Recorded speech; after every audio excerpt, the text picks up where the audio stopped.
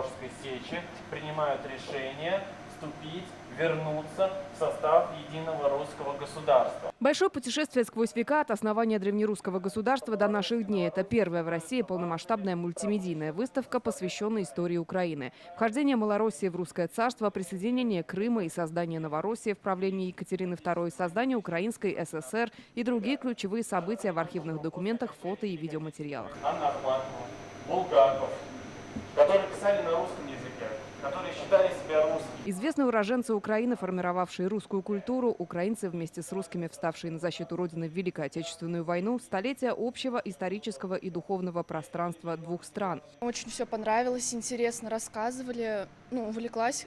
Зал запомнился, где были разные личности. Анна Ахматова, Гоголь. Я про них много прочитала, много нового узнала. И в один день жители Крыма просыпаются, и они уже не в России, а они уже в Украине. Передача Крыма Украине Хрущевым, распад СССР и события новейшей истории. Отдельно выделены эпизоды, которые привели к трагическим событиям современности. Последние залы об Украине в 2014-м, оранжевой революции, трагедии Донбасса и спецоперации. Завершает экспозицию зал с портретами погибших на СВО российских военнослужащих. История создания Украины, как она вообще появилась, как она создавалась, как она развивалась и продолжала свою судьбу. Было интересно узнать всю правду.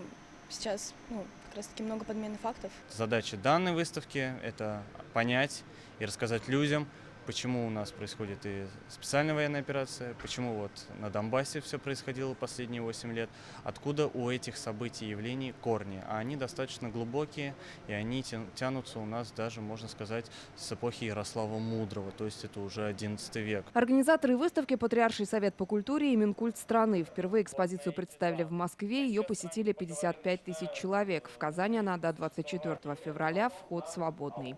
Лена Знатульна, Игорь Романов, ТНВ Казань.